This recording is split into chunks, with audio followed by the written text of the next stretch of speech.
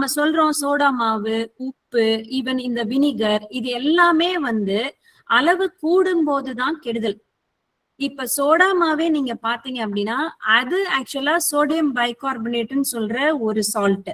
நம்ம உடம்புல நம்ம சாப்பிடுற ரெகுலரா எடுத்துக்கிற உப்பு வந்து சோடியம் குளோரைடு.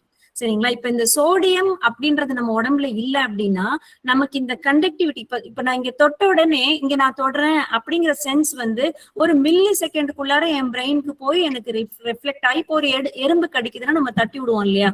இந்த நிகழ்வு நடக்கிறதுக்கு நமக்கு சோடியம் பொட்டாசியம் கண்டிப்பா வேணுங்க, இந்த ரெண்டு உப்புமே. சோ உப்பே இல்லாம நம்ம சுத்தமா சாப்பிடுறோம் அப்படின்னா அதுக்கு ஒரு மெடிக்கல் கண்டிஷன் இருக்கும். அதனால இப்ப அவங்களுக்கு வந்து பிபி அதிகமா இருக்கு அப்படின்னா உப்பு வந்து குறைச்சிக்கணும். சோ எப்பயுமே உப்பு குறைச்சே சாப்பிட்டா அவங்களுக்கு லோ பிபி வந்துரும். அப்ப வந்து என்ன பண்ணுவாங்க தெரியுங்களா? சலைன் ஒண்ணு போடுவாங்க. அது ஒண்ணுமே இல்ல, சோடியம் குளோரைடு உப்பு தான். அத வந்து சலைனா மாத்தி நம்ம பிளட்ல வந்து போடுவாங்க. சோ சமையல் சோடான்னு சொல்றது வந்து சோடியம் பைகார்பனேட்னு சொல்ற ஒரு உப்புங்க. இப்போ இந்த உப்பு மத்த எல்லாமே நம்ம பேசுறோம் இல்லைங்களா? இது எல்லாமே மோஸ்ட் ஆஃப் த ஃபுட்ஸ்ல நேச்சுரலாவே இருக்கு. இப்ப என்ன ஆயிருதுன்னா நம்ம குக் பண்ணும் போது அது வந்து தண்ணியில கரையக்கூடியதா இருந்துச்சுன்னா தண்ணியில கரைஞ்சு ஆவியாகி போயிடும். அதனாலதான் அந்த டேஸ்டுக்காக நம்ம இதெல்லாம் வந்து கொஞ்சம் ஆட் பண்றோம். சோ இப்ப ஜென்ரலா நேச்சுரல் குக்கிங்கோ இல்ல ஸ்டீம்டு குக்கிங்கோ சாப்பிடும் போது நீங்க பாத்தீங்கன்னா நம்ம உப்போ சர்க்கரையோ, இப்ப யாராவது வாழைப்பழத்துக்கு சர்க்கரை போட்டு சாப்பிடுவோமா? சோ அதுல நேச்சுரலாவே அந்த சுகர் இருக்கு. ஆனா ஒன்ஸ் இப்போ வந்து இந்த வாழைக்காய வந்து வெட்டி ஏதாவது இப்போ இந்த இது நேந்திரம் பழத்துல எல்லாம் அந்த மாதிரி பண்றாங்க. அது காயா போட்டா அதை அப்படியே கண்டிப்பா குடிக்க முடியாது. அப்ப அதுக்கு ஒரு ஸ்வீட்னர் ஆட் பண்ணி நம்ம இந்த மாதிரி ப்ராசஸ் ஒண்ணு அதாவது அதுல இந்த சுகர் மாலிக்யூல் வர்றதுக்கு முன்னாடி நம்ம ப்ராசஸ் பண்ணாலும் நம்ம வெளியில இருந்து ஆட் பண்ணணும். அதே மாதிரிதான் இப்ப நம்ம சாம்பார் வைக்கிறோம் இல்ல சூப் எல்லாம் பண்றோம், நல்லா பாயில் பண்ணிட்டீங்கன்னா அதெல்லாம் போயிடும். இதனாலதான் இந்த மாலிகூல்ஸ் வெளியில இருந்து நம்ம கொஞ்சம் வந்து ஆட் பண்றதுக்கு ட்ரை பண்றோம்.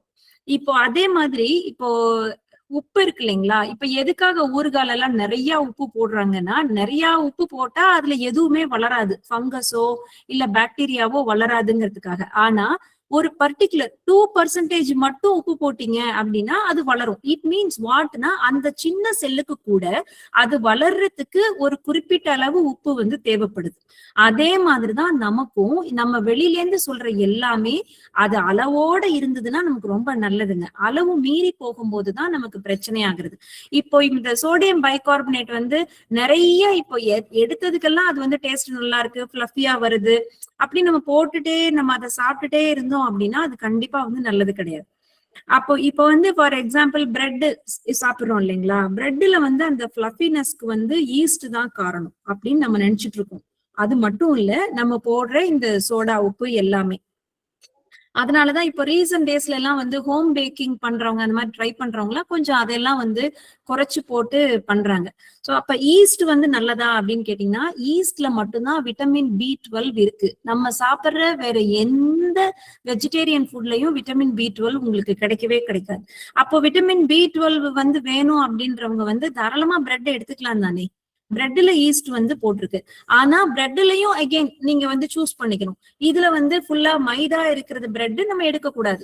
ஏன் அப்படின்னு சொல்லி நம்ம புரிஞ்சுக்கணும். ஏன்னா அதுல வந்து கார்போஹைட்ரேட் அதிகம், நார் சத்து கொஞ்சம் கூட கிடையாது. அதே வீட் பிரெட்டா இருந்ததுன்னா ஓரளவுக்கு அதுல வந்து உங்களுக்கு நார் சத்து கிடைக்கும். சரிங்க, இப்ப நார் சத்து எல்லாம் இதுல இல்ல, நான் என்ன பண்ணணும்னா நம்ம வெளியில இருந்து வெஜிடபிள்ஸோ ஃப்ரூட்ஸோ அதுக்கு தகுந்த மாதிரி நம்ம எடுத்துக்கணும். இப்ப நம்ம ஒரு ஃபுட் மதியம் எடுக்கிறோம் அப்படின்னா நிறைய ரைஸ் போட்டுக்கிறோம் இல்ல சிறுதானியம் போட்டுக்கிறோம். அதை கோட் பண்றதுக்காக நம்ம அதை ஸ்வீட் அது ஒரு டேஸ்டுக்காகத்தான் சாம்பாரோ ரசமோ தயிரோ வந்து ஆட் பண்றோம். அப்படி இருக்கக்கூடாது. நம்ம எடுத்துக்கக்கூடிய போர்ஷன்ஸ், அதாவது கார்போஹைட்ரேட் ஒரு சிறிய பகுதி, புரோட்டீன் கொஞ்சம், அதே அளவு ஃபைபர், இந்த காம்பினேஷன்ல நம்ம எடுத்துக்கிட்டோம் அப்படின்னா மட்டும்தான் நம்மளுடைய டைஜஷன் வந்து ப்ராப்பரா நடக்குங்க. இப்போ சோடா உப்பு தான் நான் பேச வந்தேன். நான் ஏன் இது எல்லாமே சொல்றேன் அப்படின்னா, இப்ப நம்ம வந்து இப்போ சார் ஒருத்தர் சொன்னார் இல்லைங்களா, நம்ம யூஸே பண்ணக்கூடாது, அந்த மாதிரி கிடையாது. எல்லாமே ஏதோ ஒரு நீடுக்காக தான் இதுக்கு முன்னாடி வந்து நம்ம யூஸ் பண்ணிருக்கோம். ஆனா எதுவுமே நமக்கு எவ்வளவு தேவையோ அது வரைக்கும் தான் நல்லது. அதுக்கு மீறி போகும்போது இல்ல அதுவே ரொட்டீன். இப்ப ஏன் எல்லாருக்குமே வந்து அரிசி வந்து சாப்பிட வேண்டாம், ஏன் நீங்க வந்து வெள்ளை சர்க்கரை போட்டுக்க வேண்டாம், ஏன் இப்படி எல்லாம் சொல்றாங்க அப்படின்னா, அரிசியில அது வந்து பட்ட தீட்ட ஐ மீன் அந்த மேல அந்த பாலிஷ் பண்ணாம இருந்ததுன்னா உங்களால இவ்வளவு ரைஸ் சாப்பிடவே முடியாது. ஏன்னா உங்க ஃபைபர் வந்து என்ன பண்ணிருக்கும், இதுக்கு மேல நீங்க சாப்பிட முடியாதுன்னு கண்ட்ரோல் பண்ணிடும். இப்ப அது இல்லாதனால நம்ம பிரெயினுக்கு வந்து தெரியாது அது ஏதோ உள்ள வந்துட்டு இருக்குன்னு சொல்லி நம்ம நிறைய எடுத்துக்கிறோம். அப்புறம் வந்து பேலன்ஸ்டா நம்ம ஃபாலோ பண்றது இல்ல. ஏதோ இத்துனோண்டு அப்படி கிடையாதுங்க. நம்ம ப்ராப்பரா வர்றதுக்கு ப்ராப்பரா எல்லாமே தான் நம்ம வந்து பார்த்து ஆகணும். சோ அது அது இது வந்து கொஞ்சம் ஒரு மாதிரி என்னடா இவ்ளோ இருக்கே, நம்ம எப்படி இப்படி எல்லாம் பண்ண போறோம் அப்படின்னு தான் ஒரு தோணும். ஆனா ஒரு 50 இயர்ஸ் முன்னாடி எப்படி நம்ம முன்னோர்கள் எல்லாம் சாப்பிட்டாங்க, ஒரே 50 வருஷம், அதாவது இந்த அரிசி எல்லாம் இவ்ளோ ப்ரொடியூஸ் ஆகிறதுக்கு முன்னாடி எப்படி ஃபாலோ பண்ணாங்கன்னு அதை கொஞ்சம் நம்ம கேட்டு தெரிஞ்சுக்கிட்டா கூட நிறைய மாதிரி இந்த மாதிரி கன்ஃபியூஷன்ஸ் எல்லாம் வந்து நம்ம அவாய்ட் பண்ணிக்க முடியும். அப்போ எப்படி எல்லாம் பண்ணாங்க, இப்போ ஏன் வந்து அதை ஆல்டர்னேட் பண்றதுக்காக நம்ம எதேதோ புதுசா போட வேண்டி இருக்கு அப்படிங்கறதெல்லாம் வந்து தெரிஞ்சுக்கணும். இப்ப சார் வந்து கிளாஸ்ல வந்து புளி சாப்பிடவே கூடாதுன்னு சொல்லியிருப்பாரு. 100% ட்ரூ. ஏன்னா புளி என்ன பண்ணும்னா அந்த எலும்போடைய ஜாயினிங் இருக்கு இல்லையா, இங்க போய் என்ன பண்ணும் அப்படின்னா அதை கரைக்க ஆரம்பிச்சிடும். அந்த போன்ஸ் வந்து கரைக்க ஆரம்பிச்சிடும். அதனால அவங்க நிறைய பாத்தீங்கன்னா புளிக்குழம்பு டேஸ்டா வைக்கிற பாட்டிங்க நிறைய இருப்பாங்க. கண்டிப்பா அவங்களுக்கு கால் வலியும் இருந்துகிட்டே இருக்கும். சோ அதனால சொல்றது. அதனால நான் எதுக்காக இந்த வினிகர் சொன்னேன் அப்படின்னா, அந்த புளிப்பு இப்ப அறுசுவை இருக்கு இல்லையா, புளிப்பு சுவையும் கொஞ்சோண்டு நமக்கு தேவைப்படும் இப்ப சின்ன குழந்தைங்களுக்கு அப்படின்னா, அப்ப நம்ம வந்து எப்படி பண்ணலாம் அப்படிங்கிறதுக்காக நான் ஒரு ட்ரையல் பார்த்ததுதான் அது. பட் கண்டிப்பா அவங்க செல்ஃபா வந்து நீங்க உங்களுக்கு எப்படி சேருங்கிறத நீங்க ஸ்கிரீனாம் டெஸ்ட் தெரிஞ்சுக்கணும். கண்டிப்பா நீங்க டைரக்ட் கிளாஸ்க்கு போய் மேம் சொன்ன மாதிரி அவங்க கிட்ட நீங்க அதை வந்து டெஃபினட்டா தெரிஞ்சுக்கணும். இது நமக்கு கிடைச்சிருக்கிற ஒரு முக்கியமான டயக்னாஸ்டிக் டூலுங்க. கண்டிப்பா இத வந்து என்ன பொறுத்த வரைக்கும் பிவிஹெச் வந்து ஒரு ஃபேசினேஷன் கிடையாது. It's the way of life. இது வந்து நிறைய நம்மள வந்து டியூன் பண்ணுது. நான் எப்படி சொல்றது, அதாவது ரொம்ப ஈஸி. இது ரொம்ப ஈஸி. இது வந்து உள்ள வந்ததுக்கு அப்புறம் இப்போ ஒரே டைம்ல பீக்கங்கால மேம் ஒண்ணு பண்ணாங்க, நான் ஒண்ணு பண்ணேன். அது ஏன்? It is all purely divine plan. பீக்கங்காய் வந்து நம்ம எப்பயுமே ஒரே மாதிரி சாப்பிட்டுட்டே இருந்திருப்போம். ஆனா இவ்ளோ மசாலா கம்மியா ஒண்ணுமே இல்லாம காரம் கூட போடாம இத்தினோண்டு கம்மி சால்ட்ல கூட அது அவ்வளவு டேஸ்டா இருக்கு. அது வந்து நம்ம ட்ரை பண்ணி பார்க்கணும். ட்ரை பண்ணி பார்க்கும் அது அண்ட் செகண்ட் திங் அதோட பெனிஃபிட், அது சாப்பிட்ட வாட்டி பாத்தீங்கன்னா அப்படியே என்ன சொல்றது, ரொம்ப ஃப்ரெஷ்ஷா, கொஞ்சம் கூட ஒரு தூக்கம் வர மாதிரியோ அந்த மாதிரிலாம் எதுவுமே இல்லை, ரொம்ப ஃப்ரெஷ்ஷா இருக்கு. அண்ட் நான் ஏன் இந்த கிளாஸ்ல இவ்வளவு இன்வால்வ்டா இருக்கேன்னா, அதுக்கப்புறம் சின்ன சின்ன இருந்த தவறுகள் கூட எங்க லைஃப்ல நிறைய மாறிடுச்சு. So we are so happy. So அதனாலதான் இது வந்து எல்லாரும் அதே ஆங்கிள் எடுத்துக்கணும். எல்லாரும் நல்ல ஃபர்ஸ்ட் ஆஃப் ஆல் நமக்கு ஃபுட்டை பத்தின ஒரு பயம் வந்து இருக்கவே கூடாது. ஏன் நமக்கு அந்த பயம் வருது, நம்ம சோல் சொல்லுது நீ தப்பா சாப்பிடுற அப்படின்னு. சோ அதனால கண்டிப்பா வந்து ஃபுட்டை பத்தி நம்ம நிறைய தெரிஞ்சுக்கணும், பர்சனலா தெரிஞ்சுக்கணும். நமக்கு எப்படி, நம்மளோட ஃபேமிலிக்கு எப்படிங்கிறது. அதே மாதிரி நம்ம நுண்ணுயிரிகளுக்கான ஒரு மன்னிப்பு படிப்போம் தெரியுங்களா, அது ரொம்ப முக்கியம். ஏன் அப்படின்னா இந்த உலகத்துல அதிகமா இருக்க பாப்புலேஷன் யாருன்னா நுண்ணுயிரிகள் தான். நாமெல்லாம் ரொம்ப கம்மி. நமக்கு உள்ளார, நம்மளோட இன்டெஸ்டைனுக்கு உள்ளார, நம்ம பாடி வெயிட்ல கிட்டத்தட்ட 2 கிலோ அளவுக்கு நுண்ணுயிர்கள் மட்டும் இருக்காங்க, குட் பாக்டீரியா. அவங்களுக்கும் நம்ம பிரெயினுக்கும் கனெக்ஷன் இருக்கு. அது வந்து எப்படின்னா வேகஸ் நரம்புகள், நம்ம ஹீலிங் பண்ணுவோம்ல காலையில, வேகஸ் நரம்புகளுக்கு அது வழியா அது வந்து கம்யூனிகேட் பண்ணும். இப்போ உள்ள நல்ல பாக்டீரியா இருந்துச்சுன்னா நமக்கு வந்து அது வந்து நல்ல விஷயங்களை சொல்லும்.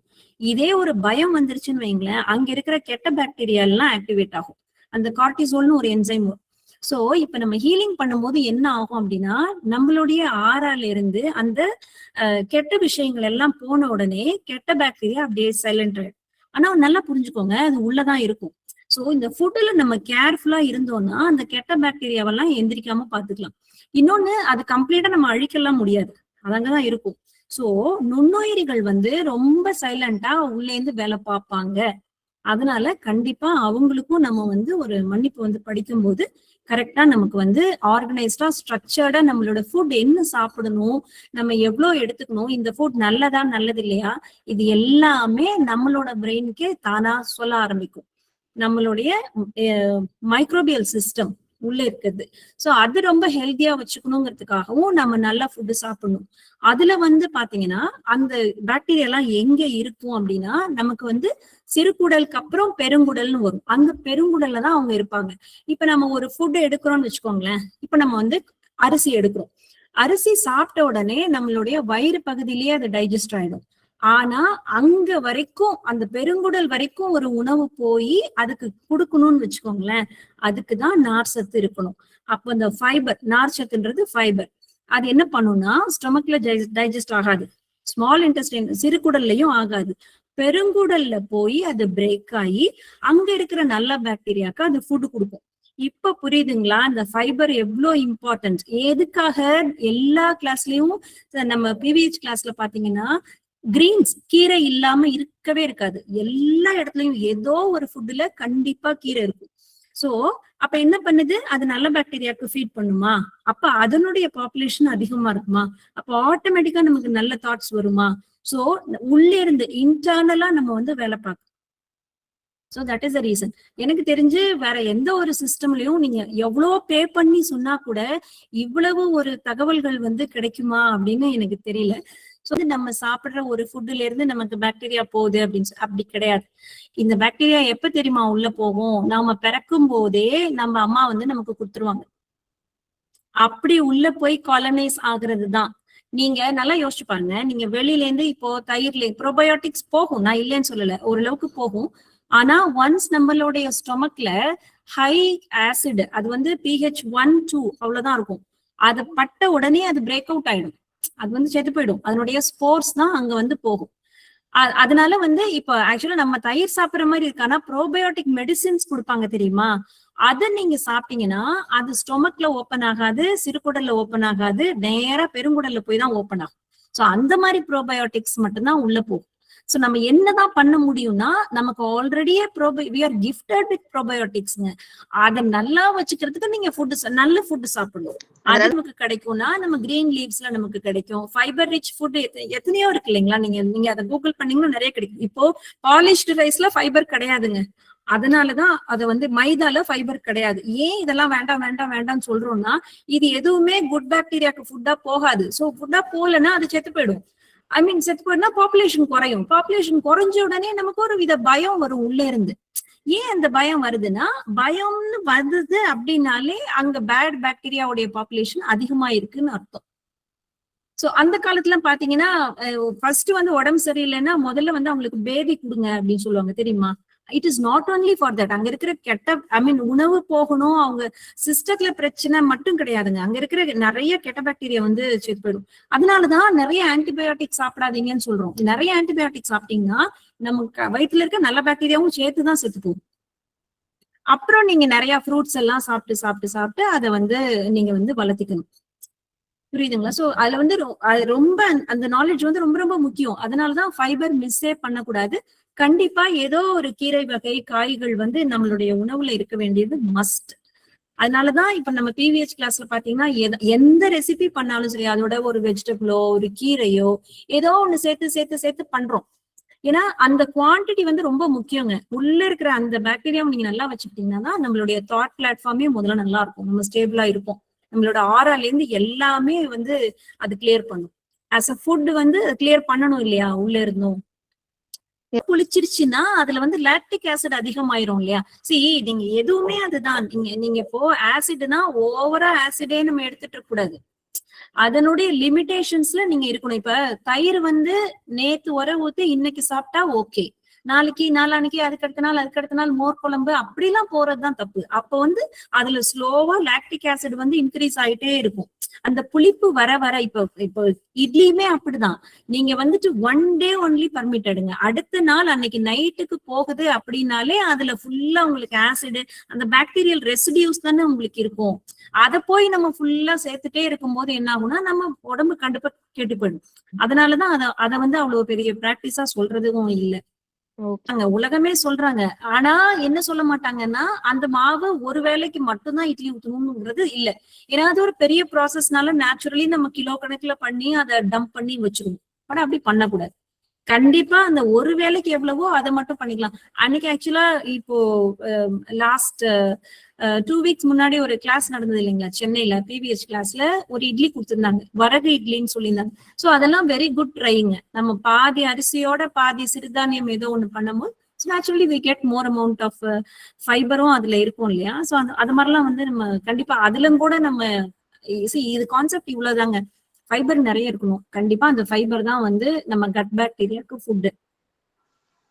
புரியுதுங்களா? அதே மாதிரி ஃப்ரூட் வந்து ப்ரீபயோட்டிக்னு சொல்லுவாங்க. அது என்னன்னா அந்த அந்த அதுக்கு ஃபுட், அந்த ப்ரோபயோட்டிக்கு ஒரு உணவு. அதனால ஃப்ரூட்ஸும் வந்து நம்ம எடுத்துக்கணும். ஏன் ஃப்ரூட்ஸ் வெஜிடபிள்ஸ் இதெல்லாம் ரொம்ப மேண்டேட்டரியா சொல்றாங்க அப்படின்னா, அப்புறம் இன்னொன்னு என்ன தெரியுங்களா, இந்த தானியங்கள் எதுவுமே மனிதனுக்காக படைக்கப்பட்டதே கிடையாது. அது பேர்ட்ஸ் தான் சாப்பிடும். பறவைகள் வந்து அப்படியே கொத்தி கொத்தி தின்னும். ஆனா அது தின்ன உடனே அதனுடைய டைஜஸ்டிவ் சிஸ்டம்ல அதுக்கு செரிக்கும். ஆனா நமக்கு அப்படி செரிக்காது. நம்மளால கம்போ இல்ல கேழ்வரகோ அப்படியே மென்னு சாப்பிட முடியுமா? முடியாது. நம்ம அதை நிறைய ப்ராசஸ் பண்ணுவோம். ப்ராசஸ் பண்ணி வேக வச்சு இல்ல புளிக்க வச்சு அப்படியெல்லாம் அதனுடைய மாலிக்யூல்ஸை பிரேக் பண்ணி அப்புறம் சாப்பிட்டா மட்டும்தான் நம்ம உடம்பு வந்து அதை அப்சார்ப் பண்ணும். அதே நம்ம ஒரு ஃப்ரூட்டோ வெஜிடபிளோ நம்ம அப்படியே சாப்பிடலாம். இப்ப கேரட்லாம் நம்ம அப்படியே சாப்பிடலாம், இல்ல லைட்டா ஒரு சின்ன ஸ்டீம் குடிச்சு சாப்பிடலாம். ஃப்ரூட்ஸ் எல்லாம் நம்ம அப்படியே சாப்பிடலாம். இதுல இருந்து என்ன தெரியுதுன்னா, எவல்யூஷனரிலி கூட நம்ம பாடி வந்து ஃப்ரூட்ஸ் அண்ட் வெஜிடபிள்ஸ்க்காக தான் டிசைன் பண்ணப்பட்டிருக்கு. ஆனா நாம வந்து ஃபியூச்சர்ல இந்த மாதிரி ஒரு கல்ச்சர்லாம் டெவலப் ஆன உடனே நமக்கு ஃபுட் வேணும் அப்படிங்கிறதுக்காக இந்த எல்லாமே எதெல்லாம் பேர்ட்ஸ் எல்லாம் என்ன சாப்பிடுது, அனிமல்ஸ் எல்லாம் என்ன சாப்பிடுதுன்னு ஐடென்டிக்கலா வாட்ச் பண்ண ஆரம்பிக்கிறாங்க. சோ அப்போ இதெல்லாம் தானியங்கள் சாப்பிடுது, இது விதை போட்டா வளருது. So it is all easy. நம்ம கல்டிவேட் பண்ணி அதை வந்து ஸ்டோர் பண்ணி வச்சுக்க முடியும் அப்படின்னு சொல்லிட்டு. பட் அவங்க என்ன பண்ணிருக்காங்க, அதை அழகா ஊற வச்சு அதுல இருக்கிற அந்த ஆக்சலேட்டு ஃபைட்டேட்ஸ் இருக்கிற அந்த எக்ஸ்ட்ரா இதெல்லாம் வந்து வாஷ் அவுட் பண்ணிட்டு அதை அரைச்சி கொஞ்சம் ஒரு 12 ஹவர்ஸ் புளிக்க வச்சு. எதுக்கு அதை புளிக்க வைக்கிறாங்க? ஐ மீன் அதனால புளிக்க வைக்கிறது இல்ல, லிட்டில் ஃபெர்மெண்டேஷன். அதுல இருக்கிற ஹார்ட் மாலிக்யூல்ஸ் கொஞ்சம் பிரேக் ஆகும், அதுக்கப்புறம் சாப்பிடுவாங்க. அவ்வளவுதான். அது வந்து ரொம்ப நாளைக்கு அப்படியே வச்சுக்கிட்டு இருக்கிறது அந்த மாதிரிலாம் இப்போ அந்த லேட்டஸ்ட் ஸ்டடீஸ் எல்லாம் நிறைய சொல்லியிருக்காங்க. அந்த மாதிரி சாப்பிடும் போது அவங்களுடைய அந்த சாப்பிட்ட உடனே குளுக்கோஸ் ஸ்பைக் செக் பண்ணுவாங்க இல்லைங்களா. சோ அதெல்லாம் ரொம்ப அதுல எல்லாம் கம்மியா இருக்கு அந்த மாதிரி உணவுகள்ல.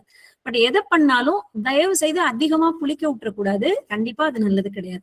அதுக்கு ஒரு லிமிட் இருக்கு. அதோட நம்ம பண்ணும்போது ஈஸியா இருக்கும். எதையுமே நம்ம எவ்ரிடே 3 மீல்ஸ் 2 மீல்ஸ் கண்டிப்பா சாப்பிடணும். பட் நம்ம செய்யறத மட்டும் பல நாளைக்கு, ஒரு வாரத்துக்கு, ஒரு மாசத்துக்கு செஞ்சு வச்சுக்கிறது எப்படி கரெக்ட் ஆகாது இல்லையா. இந்த வண்டிக்கு பெட்ரோல் நம்ம பெட்ரோல் வண்டிக்கு பெட்ரோல் தானே போடணும், ஒரு காரியை கொண்டாந்து ஊத்தக்கூடாது இல்லையா. சோ அந்த மாதிரி நம்ம தான் அதை ப்ராப்பரா செட் பண்ணிக்கணும். சோ இது ரொம்ப இம்பார்ட்டன்ட். அதுதான் நம்மளுடைய everyday day to day activity அந்த நம்ம லைஃப் எல்லாத்தையுமே டிசைட் பண்றது நம்ம ஃபுட் தான். என்ன கேட்டாங்க, அரிசி மாவு போட்டா அதுல ப்ரோபயோட்டிக் இருக்குதானே, நல்லது தானே அப்படின்னு சொல்றாங்க. ஆனா நீங்க ஃப்ரிட்ஜுக்குள்ள வச்சீங்கன்னா புளிக்கிறது இல்லைன்னு அப்படி இல்லைங்க. அது புளிக்கும், ஸ்லோவா புளிக்கும். அண்ட் அந்த என்விரான்மெண்ட்ல வேற வேற பாக்டீரியா, வேற வேற ஃபங்கஸ் எல்லாம் வளரும். இப்போ வெளியில நீங்க 37 டிகிரில வெளியில வச்சீங்க அப்படின்னா ஆகிற ஃபெர்மெண்டேஷன் நீங்க 4 டிகிரில வைக்கும் போது வேற வேற டைப் ஆஃப் பாக்டீரியா எல்லாம் வளரும். அதெல்லாம் யாருக்கு தெரியும்? அதெல்லாம் கண்ணுல பார்க்க முடியாது இல்லைங்க. அதுல 1000 டைப் இருக்கு. ஃப்ரிட்ஜுக்குள்ள ரொம்ப நாள் வச்ச ஃபுட்ல வந்து வர பாக்டீரியா எல்லாம் நியூரோடாக்சின், அப்படின்னா நம்மளுடைய மூளையை பாதிக்கக்கூடிய டாக்ஸின்ஸை கிரியேட் பண்ணுதுன்னு நிறைய ஸ்டடிஸ் இருக்கு. வீட்டுல பாத்ரூம்ல உப்பு கரை படிஞ்சதுன்னு வச்சுக்கோங்களேன், அந்த மாவு போட்டு அப்பி ஒரு 10 நிமிஷம் வச்சீங்கன்னா அந்த உப்பை எல்லாம் எடுத்துரும், பளிச்சுன்னு ஆயிடும். பாத்ரூம் இருக்க உப்பு கரை என்னது? Calcium carbonate. நம்ம போன்ஸ் என்னது? Calcium carbonate. அதுல ஆசிட போட்டு வைப் பண்ற மாதிரி நம்ம போன்ஸ் வைப் பண்ணிருமா, பண்ணிராதா? மவுத் மெல்றோம். இப்பதான் மெல்ற வழியே கிடையாது, டபக்க டபக்கன்னு முழிஞ்சிடுறேன். ஃபுல் ஸ்கிரீன் போட்டு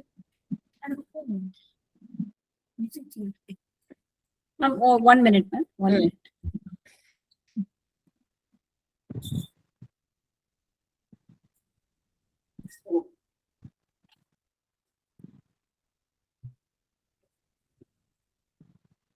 இப்போ நம்ம இந்த மாதிரி மென்ன உணவு வந்துங்க, இது வந்து உணவு குழாய், அது வழியா இறங்குது.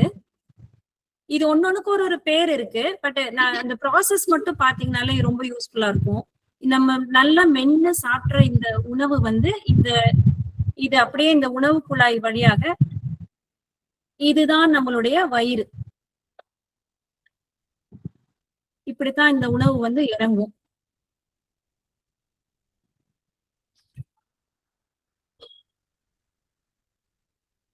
அதாவது இந்த எப்படி என்டர் ஆகுதுன்னு காட்டுறாங்க வயிற்றுக்குள்ளார.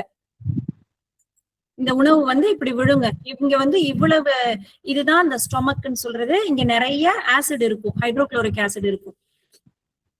இந்த கொட்டுது இல்லைங்களா கிரீன்ல, அதுதான் ஆசிட்.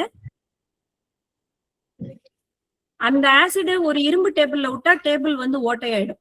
அந்த அளவுக்கு நம்ம வயிறு வந்து ஒரு ஆசிட உருவாக்கும். இந்த இயக்கம் மூலியமா அது உணவை வந்து மிக்ஸ் பண்ணும். இதனாலதான் நீங்க எந்த ஆர்டர்ல சாப்பிட்டாலும் அந்த உணவு மிக்ஸ் ஆயிக்கும் அப்படின்னு சார் சொல்லுவாரு. சோ இது ஒரு மாலிக்யூலா அங்க பிரிஞ்சு, அங்க குளுக்கோஸ் வந்து உடனடியா ரத்தத்துல கலந்துரும். வாயில இருந்து அது ஸ்டார்ட் ஆயிடும், வயிற்றுலயும் போய் அதே வேலையை பண்ணும். இதுக்கப்புறம் இது வந்து அடுத்து, இது வந்து சிறுகுடல். இந்த குட்டியா இருக்கிறது சிறுகுடல். இது 6 மீட்டர் லாங் இருக்கும். ஒரு சாரி என்ன நீளமோ அந்த அளவு இருக்கும் இந்த சிறுகுடல். இந்த மாதிரி நம்ம வயிற்றுல சுருண்டு இருக்கும். இப்ப அந்த உணவு வந்தது இல்லைங்களா, அது சிறுகுடல்ல என்டர் ஆகும். இதுதான் வந்து பாத்தீங்கன்னா அந்த உறிஞ்சிகள் நம்ம நாக்குல இருக்கும் இல்லையா குட்டி குட்டியா, அதே மாதிரி குடலுக்குள்ள இருக்கும். இங்க லிவர்ல இருந்து பைல் வரும். லிவர்ல இருந்து அது என்ன பண்ணும்னா ஹைட்ரோகுளோரிக் ஆசிடுக்கு அப்படியே எதிர்ப்பதம், காரத்தன்மையுடையது. இப்ப ஆசிடிக்கா இருக்கிற அந்த உணவை நடுநிலைப்படுத்தும். இது பான்கிரியாஸ்ல இருந்து இன்சுலின் போகும். இது ஒரு பெரிய ரொம்ப டஃப் ப்ராசஸ்ங்க. நம்ம நினைக்கிறோமா எதை வேணாலும் நம்ம சாப்பிடக்கூடாது. இதுதான் கேல் பிளாடர். கேல் பிளாடர்ல இருந்து வர தண்ணி தான் நம்மளுடைய அந்த கொழுப்பு சத்தை வந்து சரி பண்ணும். இது சிறுகுடல், பெருங்குடல் இந்த மாதிரி எந்நேரமும் இயக்கத்துல இருக்கும். இதுக்கு சரியான அளவு தண்ணி, இதெல்லாம் இப்படிதான் உணவு வந்து மூவ் ஆகும். இப்ப உணவு தண்ணி பத்தல அப்படின்னா வயிறு வலிக்கும். இப்போ பெருங்குடல் வந்து இப்படி கீழே இருந்து ஆரம்பிச்சு நம்மளுடைய வலது புறமா ஃபர்ஸ்ட் மேல போகும். அப்புறம் அந்த சிறுகுடலை சுத்தி இப்படி கிடைமட்டமா இருக்கும். அப்புறம் தான் இறங்கி இப்படி வரும். சோ அதனாலதான் தலைகீழா நிக்கும் போதெல்லாம் கவனமா இருக்கும்னு சொல்லுவாங்க. இந்த உணவு வந்து இப்ப வந்து பெருங்குடலுக்கு போகுது, லார்ஜ் இன்டெஸ்டைன். இங்கதான் பாக்டீரியாஸ், நான் சொன்ன பாக்டீரியா எல்லாம் இருக்கும். இது வரைக்கும் இது வந்து ஒரு கூழ்மமா இருக்குங்க. இந்த இடத்துல வந்துதான் அந்த 90% சத்து சிறுகுடல் உறிஞ்சிரும், மீதி 10% தான் இங்க வரும். இது வரைக்கும் அந்த பாக்டீரியாக்கான ஃபுட் வரணும். இது வந்து அந்த கழிவு இப்படி வெளியேறுது அப்படின்றது சொல்றாங்க. இப்படிதான் சிறுகுடல் வழியா அந்த கழிவுகள் வரும். பெருங்குடல் வழியா. இந்த பெருங்குடல்ல தான் எல்லா பாக்டீரியா இருக்கும். அந்த ஃபீல் வந்த உடனே போகலைன்னா அங்க இருக்கிற தண்ணி உறிஞ்சப்பட்டு அங்கே கழிவுகள் வந்து இப்படி நின்றும். இது வந்து இன்னும் நிறைய பிரச்சனைகளை உண்டு பண்ணும். அதனால அந்த ஃபீல் வந்த உடனே அடக்கிலாம் வைக்க கூடாதுங்க, இம்மிடியட்டா வந்து போயிடணும். இது ரொம்ப இம்பார்ட்டன்ட்.